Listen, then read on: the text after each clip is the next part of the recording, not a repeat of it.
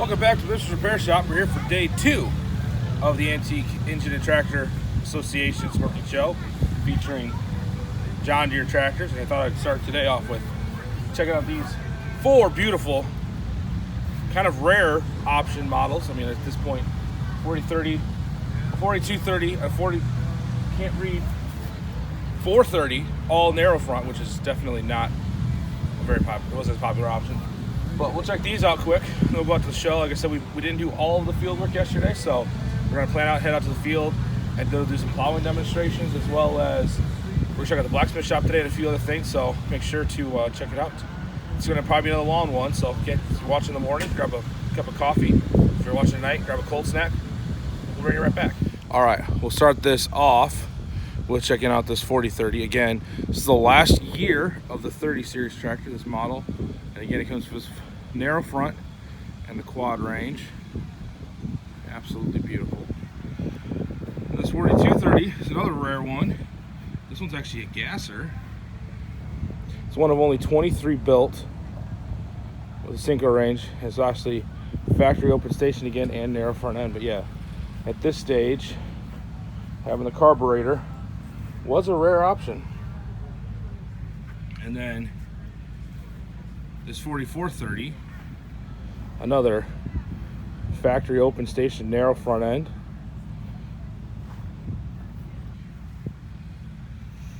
And then the big one, a 4630 open station with the power shift. This thing is just a tank. So at this stage, you know, cabs are pretty much the most common thing, so seeing anything open station this size is pretty neat. While we're over here, we'll check out a couple more of these. Little 430 with applicator on the back, propane powered. Little 520 propane powered with, I believe, a cotton stripper on, a cotton picker on that one. And then last in this little row, while we're wandering, this one's for sale. Come out, you can run this one in the field. All right, we'll check out some more stuff.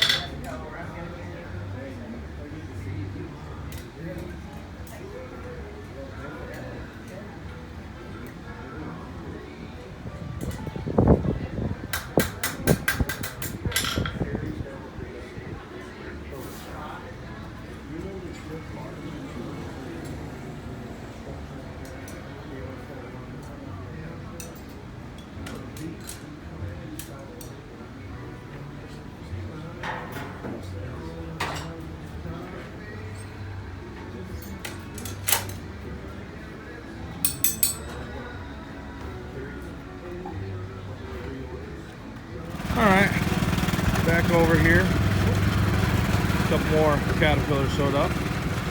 This was the, I think this one was Baby's first tractor model back in the day. They had power wheels, these had Caterpillar 22s. Caterpillar over there.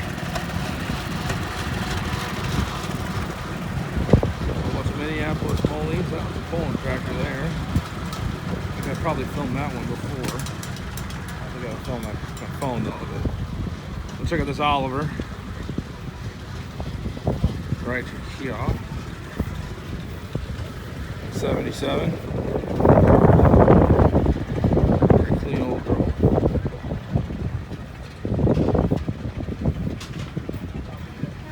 They said all tractors, they let all tractors in. Next year, the feature will be international, so these will be in the other side. This Super M, Super C, and H. Big old Massey 1105 down there. Got a couple early models here with this case, and then this Russell 1224. I filmed this one last year. That is the only one in existence of that size. It's had some design issues, we'll say. Basically, it looks like a prairie tractor, just a little scaled down in this case here. The convenient part about this case was, if you needed to change the spark plugs on the fly, I'm pretty sure you could do it from the operating seat. Just give it a lean forward. There's your spark plugs right there. And horizontal or sideways engine on it that would go to a drive on the side. Unique piece. But yeah, this Russell is rare because it's the only one. Another tractor that if BIBSTER rode in it, it'd be a whole lot of guy for not much tractor. We'll say that.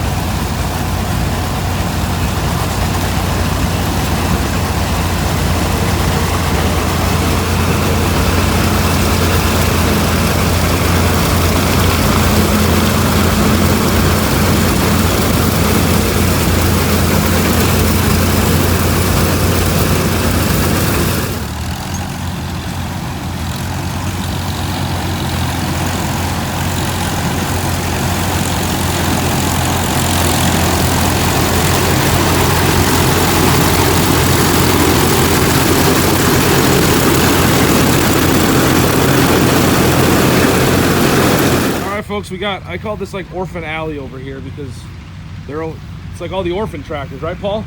Pretty much, yep. With Paul, he owns, or his family, they own all 5 of these. You got 2 Rock Islands up there, which if you know the area where these aren't far from home, from same Rock Island, right? Yep. Okay, yep. making sure before I talk out of my ear. And the factory became the Caseworks down in Rock Island. Okay. In 37. Now, did they have? So, is there Case roots in that, or was the Case came in and just cleaned house? Nope. Case came in and cleaned house. Okay. Rock Island Plow Company was its own company from 1855 to 1937. So it's the same thing we kind of talked about in the video before, how the implement companies got all the money for the tractor rents. They were trying to get the tractors made that could make it or break it at that point. Yep. That's exactly right. And one behind you. All right, let's swing around. Whoop, there it is. Basically, this was the tractor that Rock Island bought. Okay. This is a very rare model that was actually built in Carroll, Iowa by the Hieder family that later on was still building the Hieder auger wagons and Hieder wagons. Okay. Now, a lot of people still had up through the 70s. And when this came out, they called it, for horsepower, 8 or 10 good horses on the drawbar and 15 on the belt. And in a year, they had 4 different horsepower ratings. Okay. So, this is a very rare model that was later re-rated to the 1020. Okay. Ours actually is early enough that probably would have been the 815. Okay. In 1915, Rock Island partnered with Hieder to start selling these tractors. Okay. Rock Island sold so many and was so successful, the Hieders actually sold them the tractor division of their company. Okay. And all production moved to Rock Island. Okay. So the next 2 in line were both built in Rock Island. So the next one here is a Model D that came out in 1918. Okay. And has mounted plow on the back. And it took us 6 years to restore this, but this was their small tractor that they built after they had re-rated the bigger one to a 1220. Okay. And were they all friction drive? All the Hieders were friction drive. Okay. And you've got 2 iron discs, and they slide left and right, and that's your forward and reverse. So basically, when it's this one is right, when it's sliding on the one side, it's going forward, and then when it goes on the other side, it's going reverse. Yep. Okay.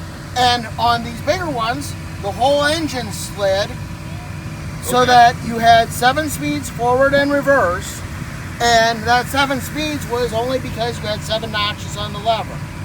And that disc that's on the flywheel is actually a paper laminate. And there is a company that is a descendant of the original company that I can call up and I can order a Hieder friction disc, and in 2 weeks I'll have it at my door. Wow. And it's a paper laminate, same thing that was used on a lot of implements and like the Farmall M's and H's that had the paper belt pulley. Okay. So this one is a motor cultivator. Okay. And basically what happened was in the late teens, it was realized they needed a tractor that could cultivate and replace the horses. A lot of different companies had a lot of different ideas. John Deere, IH, Avery, Rock Island, all experimented with them. It became the fastest single growing sector of the tractor industry, basically until the Farmall Regular hit the market and it completely killed the motor cultivator market. So on this one, you can actually see a lot better the friction mechanism. So this would be forward, and this is reverse. Okay. You can see, I'll back up there. As he does that, that whole thing shifts. Forward, reverse. So you don't have a whole lot of movement. Yeah. And then on this one, only the friction disc slides forward and backwards. So this was a more evolved design. Now, were these discs, were they tapered? Is that how you got your better speed, or was it just you were on there farther? No, it's just physics. The farther in you're on. Oh yeah, duh. That's four brain cells, folks. I'm working with 4 brain cells here. That's a unique setup. I mean, it's one of those I've talked about before on the channel, where at that time period everyone was figuring out what a tractor was going to be, and at that point the motor cultivator was the tractor until it pretty much wasn't the tractor anymore. And again, you had your transmission was just like right here. Yep. Easy for service. Yep. Chain drive down here. Yep. And they had a 2-row version as well that came out earlier, but it was so rickety that a lot of people probably didn't really care for them. Yeah. And you almost had to be an octopus to run. Oh, okay. Yeah. This is a little simpler to run. A little simpler to run. I was gonna say, I always like everything's like an early tractors, looking at like where they put the operator. I'm like, man, they had no cares. Like. So this one is really fun to cultivate with because it feels like a Corvette compared to a dump truck with the bigger tractors. Yeah. And you basically see where the row is supposed to be in the future, and you aim for where it generally is. And then as the row comes under the tractor, it's just like a horse-drawn cultivator. You use your feet to guide the cultivator gangs to actually cut the corn. Okay, so you're actually, that's what these runs here are for. You Yep. put your feet right there, and wow. So you are like you're fully riding involved. It's Oh yes. And after you do a couple passes with this, you start wondering if the horses might not have been a good idea. That's the one. A lot of early tractors, you had that like, the horses. There's a reason why there's a lot of board meetings go like, is the tractor going to catch on? I don't know if it's going to catch on. Yep. And it was interesting because there were a lot of companies that took the motor cultivator design really, really close to an all-purpose row crop tractor. And they stopped just short of making that transition until IH came up with it. Yeah, until IH came up with it and got the claim to fame. Yep. So, there was a lot of development that came out of the motor cultivator concept. So then these eventually, when did they switch to becoming the gray Rock Island like you have up front there? So the final production year for the Hieders was 1926. Okay. And that was when Hieder's partnership, because when they bought the patents and they bought the name, they bought a 10-year contract with Hieder as their product developer. When the contract expired, that was when they switched to the gray Rock Island. We'll walk up there and check these And out. actually, the very early Rock Islands were still painted green. Had some leftover paint, I'm guessing, or? Yep. All right, so this is the G2 Rock Island. Yep. So this is actually a 1929 model. The earlier model that preceded it actually used the same engine as what was in the Hieders, but they actually chiseled the engine serial tag off of it because they didn't want anybody to know that the brand new 1927, 1928 tractor had a 1919, 1920 engine in it. Yeah. So this G2 was a 1929 model, and they built these up through 32. This is the only one that we know of that has a full factory style PTO setup. Okay. This is kind of the tractor that started us on our downhill slide because your family originally had a G2. Okay. And I listened for 30 years to, oh, I wish we wouldn't have scrapped the Hieder. Oh, I wish we still had the Rock Island. So we ended up buying a Rock Island, and then we bought a Hieder, and it's been downhill ever since. You got the fever, as they say. Yep. So is this the PTO unit here? Yep, that's okay. Yeah. And this then was a shift fully to gear drive, and they later replaced this style of a shifter with a side shifter that we'll look at on the other tractor. Okay. But basically, all the Rock Islands had the same concept, had the same style of rear end, 2 speeds forward, 1 speed in reverse, and they were almost obsolete in that sense by the time they hit the market. Yeah, by the time they were out, it was already, you think about what else was out during that time, and you were starting to have your farm all regulars, and so kind of part of the times.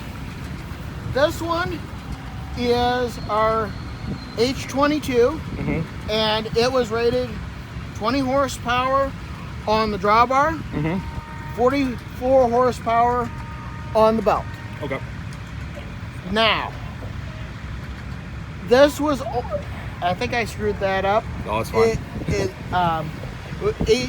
22 on the drawbar, 40 on the belt. Okay. And then they only officially built these in 35. This was the last model that they actually officially introduced, and they built only about 26 of them. Okay. This tractor actually was built in 36 after they had officially ceased production. Okay. Because they had leftover parts, so they ran the factory for approximately 2 months. Still doing some development. There are about 5 known of these, and 2 of them have the rear ends ripped out because they didn't beef the rear ends up enough. From this model? Well, actually from the one size larger. There was Model F that was a little larger. That's a little bigger, okay. But still not enough for the... Still not enough for putting an engine that's basically the same as the early Harper Oliver 90s. Oh, okay. Yeah, that's my... It's basically the same engine. Yeah. I was gonna say, looking at it, that motor is very, it's tank size in there. Yeah. So it's a lot more motor than what the rear end really was designed to handle. You see that different shifter that you were talking about there? Yep. So they go to a 3 forge, or no, that's still the same, isn't it? Still 2 and 1 on that. Yep. Now, Rock Island did have a row crop tractor that they were developing. It never got past the prototype stage, although they had already sent out full color brochures that were really nice to dealers, except for the fact that they never actually put the tractor in production. And the end of Rock Island Oil Company was quite literally the Weyerhaeuser family wanting to sell the company, and they actually sat in a board meeting and they had all these letters and telegrams from their dealers saying, where's the new product? Where's the product? 1935 is going to be a record year for us. Where's our product? And the board's comment was, don't they know? We're out of business. So then Case took over and... Case took over, and Case was actually a last minute deal. They actually were in the process of negotiating a deal with both the BF Avery Company and the Peoria Avery Company. Okay. And quite literally, there was a telegram sent out, hold everything, we have a mystery bidder. And 2 months later, the sale had been completed to Case. Nice. Go around the other side and see the other side of this. So kind of another unique history.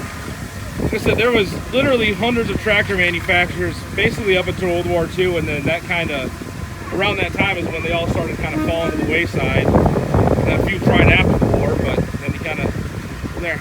So neat history on a local tractor from around the area and some that's still around.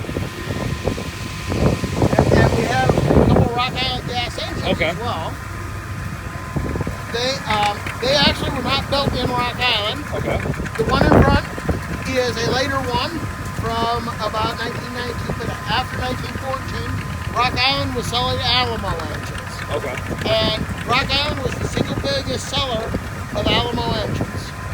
The one in back is actually an earlier one, built by the Jacob Hayes Manufacturing Company of DeKalb, Illinois. And Jacob Hayes was the barbed wire baron. But he also built gas engines. So that is actually a rebadged Chanticleer engine.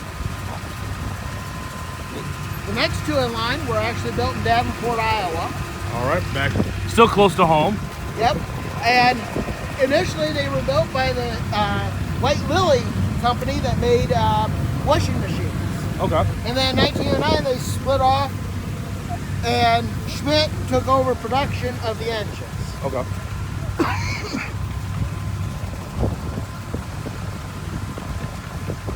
So with these, real quick. Yep. So this is the style where basically, make sure I'm thinking right here as I'm talking. These So the intake was like just a poppet on that? Because there was no... Right. How'd that work? Yep, and these are air-cooled engines. Okay. Where these two are hopper-cooled. And those two are string-cooled. And these two are R&V engines. Root and vent. Okay. And neither one of them has a John Deere tag. Because early R&V engines were sold by multiple different companies as their own.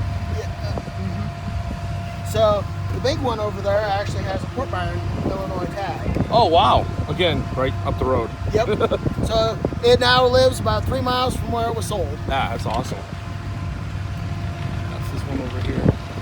That is quite the collection of just kind of local, you know, when you think about it, all this stuff was made within 25 miles of where we're at right now. Well, except for those at first. That first Hieder, yep. Yeah, but I mean... But that Hieder was probably sold through the Rock Island Plow Company. Yeah. So it's kind of neat to see tractors come back home. I know we did one. We had a 550 we bought in Tennessee. And when the second it crossed into the Iowa border, I said, Dad, you know, this is the first time it's been back in Iowa since it left Charles City. He's like, oh yeah, I didn't think of that. Yep. Yeah. Oh, I see. So that's like a cooling fan on the side there. Yep. So it did actually have a cooling fan, and then it had a chicken wire cage around it. Okay. And this one has the gear on it. This was originally a pump engine for using your pump well jack. Okay. And there would have been a gear that sat next to it, and then your pump jack. Nice. Well, that's neat. Thanks for talking, Paul. This has been well more. My brain is coming out of my ears now because this is crazy. But yeah, we'll go check some more stuff out. It looks like I'm starting to plow, so we'll take it to that. But again, thanks, Paul, for checking out. This is more cool stuff that you can see here at the Antique Engine and Tractor Show. You're here. This stuff's here almost every year, right? We mix it up. Yeah. But most of this is here every year. Okay. So if you want to see some of, like, you know, a little more, not nearly as common as what you normally see at tractor shows. That's what I like about this kind of stuff. Is make sure to come out to the show, and if you can't make it this year, come out next year in 2023. All right, we'll see you on the next one.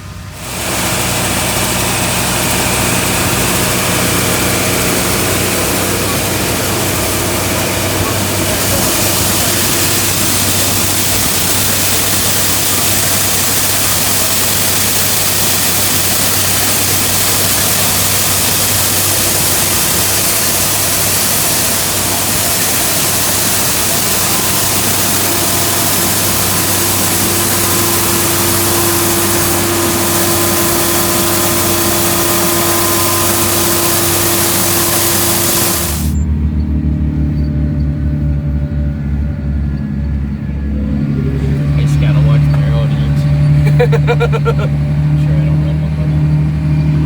That would be bad.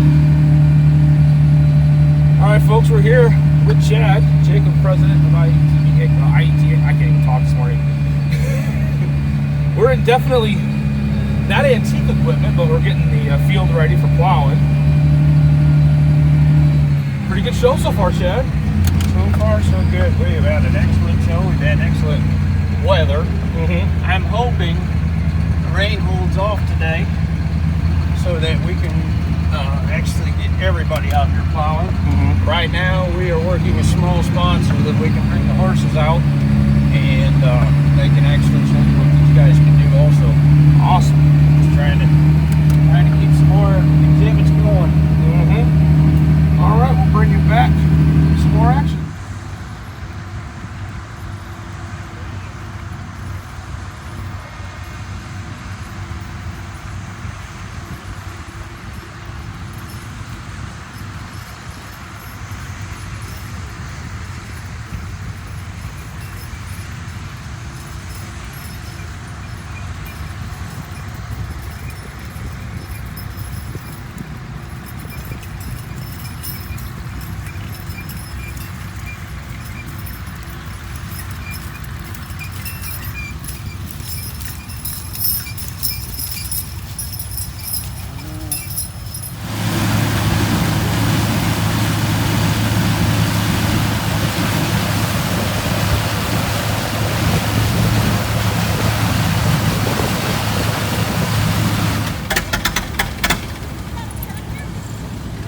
film the story on this in yesterday's video, but got the main man here, Bill, firing it up for us. There we go.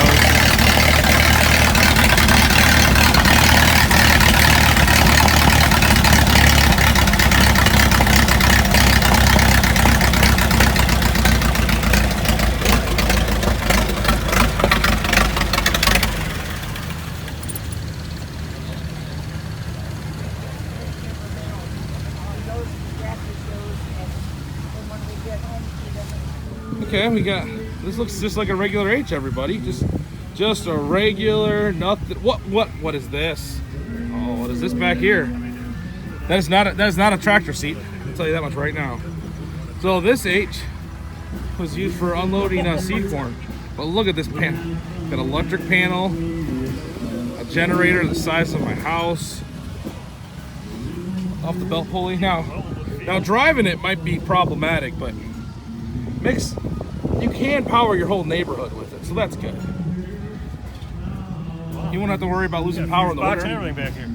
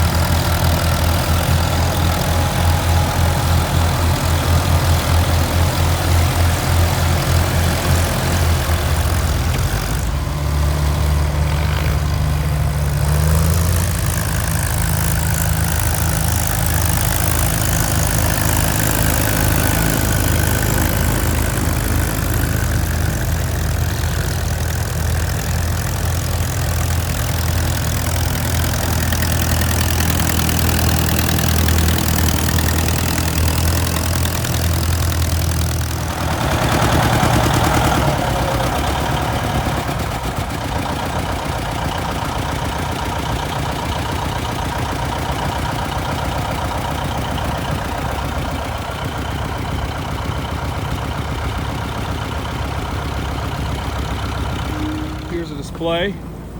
They had some of these running earlier, but they had a bit of a rain shower, so kind of put a dampener on a lot of them. A bunch of early John Deere stationary engines running. We see those, this is what they call a tank motor, or tank cooled motors. So that tank on the top with the hole in it, I'll show you this one of these motors over here. That's what they'd fill. That's what they'd fill with water, and then that would cool the head down, or the cylinder. And then when it was out, you just put more water in there, and that's how they stayed cool. But really stationary motors, these would run all sorts of different applications on farms and in factories and whatnot.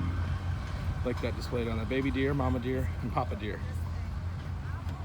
You can actually see on that flywheel where it's got the exhaust open, exhaust closed, and spark, so you can get it on the right side when you give it the old spin for wind. Is obviously all cranking, or hand crank starts, I guess is the word I was looking for. But yeah. All right, so I was filming something earlier. You probably won't see now because I probably said something wrong. So we're here with Logan. Logan. Okay, I should have asked that before we started filming. 3 brain cells, folks. So tell us a little bit about your John Deere engine display here. So this one's embossed. They didn't make a lot of them. It's got protrusion side on the case. Pretty rare. And then these 2 are high bases. Okay. So they got the higher bases so that fuel tank doesn't hit the ground, so they can mount them straight to the ground. Okay. And not have them on cart. And they made 3 versions. That's the first version with the fuel line on the bottom, just going through that hole. They made one with the hoop. Okay. And then they made one with a V. Okay. We don't have the V. We got 2 of them. These 2 engines and our 3rd engine are the oldest known engines from John Deere. Okay. And that one's a throttle governor. It hits every single time, besides hits every once in a while. Spins out higher RPM. Okay. That one is an EP. The muffler's sitting over there for it. Okay. And it came off a square baler back in the day. Oh, okay. That's why it's all enclosed. Okay. And it has a high tension coil instead of one of these mags, which is a low tension coil. So you find one of those coils on one of my tractor over there. So this is a small portion of our collection. Okay. We've got about 18 John Deere engines we bring to old tractors. All different kinds, all different rarities. And then you missed it, we put away all our scale engines. Oh, okay. The ring. Oh, it's fine. It's fine. I could bring out the one that's modeled after that one. Oh, let's do that then. Let's do that quick. Hold on, we're bringing it right back. So we got the model out here, and actually we'll just show the whole sign. John Deere's out of Danville, Iowa. It's a 3rd scale. This is the 3rd scale. Obviously, it's much smaller. I feel like there's a Zoolander joke there, I would say, but most of y'all, it's got to be 3 times the size. All right. So you were talking about that. This one, there's down in the tank. I don't know if you can get it on camera. But basically, they were kind of changing the design on these engines as they were going more than just like making a whole run of them. Yep. So they started off, they tried putting an oiler in it, so that way they didn't have to fill it. But they ended up just having it self-oil itself. They put the breather up here at first, and they moved the breather there on different ones. Newer years, they moved the breather different places out the side, and they ended up, some of them don't even have breathers for the crankcase. But this is an exact replica of the one sitting right over there. This one right there, that brass first one, tag. which is the earliest known one. Yep. First one, so that's pretty cool stuff. They have, what, you said 18 of these? 18 John Deere engines, 6 Okay. horse, 3 horse and a half. Then we have about 40 engines in total. Okay. Different odds and ends. What got you guys into doing engines? Or, what was it just that's what the family always did, or was My grandpa started off with tractors. Okay. We got the H sitting right there between those 2 tractors, that gap right there, that H. Okay. We have that H. We also have a 1937B experimental. We started off with engines back in the day. Not engines, tractors back in the day. Yeah. And then my grandpa and his buddy started talking. They were talking to different people, and they were talking. Yeah, this guy's got John Deere hit miss engine. This guy's got this engine. Started grabbing them, and they started getting the collection big and John Deere, and then they're like, hell, let's restore them all. So these are about 20-year-old restorations. Okay. So they aren't the best looking, but But they still all work, and Yep. So that's what's cool. They're some of the rarest. Yeah. Some of you don't see. You don't see throttle governors. You don't see an EP. I don't think I've ever seen an EP at any of these shows. Even old tractors. Yeah. You don't see high bases. You rarely see them boss. Yeah. So cool. We also have all the scales. Yeah, and also scales them. So thanks, Logan. We'll get back to some more action, but thanks for showing us your collection here. Well, this is a cool one here. It's the LP 4020. Wait a minute, hold on. What did I say? This is a cool tractor, but hopefully you guys saw it on all the covers we had this year at the Antique Engine and Tractor Association show. I almost screwed that up. But yeah, thanks for watching. Like and subscribe. There should be, if you look at the bottom corner down in this area, there should be a little logo. You can click that to subscribe, or you can hit the little button on the bottom and make sure to turn the bell on so you're notified of all the new videos. But for BIBSTER'S Repair Shop and the Antique Engine Tractor Show, thanks for watching. We'll see you guys next year. International farm hauls, which like that, are going to be the feature tractor. So I'll have some stuff here because I don't have anything this color green at the shed. But yeah, for that, we'll see you guys in the next one. Bye. Okay, in all seriousness, this actually is a super cool tractor. I hope you guys didn't stop the video and saw that it didn't end. So yeah, it's a 4020 factory LP. This is the only one built in 1964. So I thought I didn't want to, gotta give credit to the owner there. Again, I'm just gonna kind of give you guys a big little bonus footage here. We'll go up, like pretend it's a drone. Look, it's a drone, everybody. All the John Deere tractors. There's a ton of John Deeres I didn't get because I was more doing stuff in the field, but this show is super cool. So again, thanks for watching. We'll see you guys in the next one. Bye.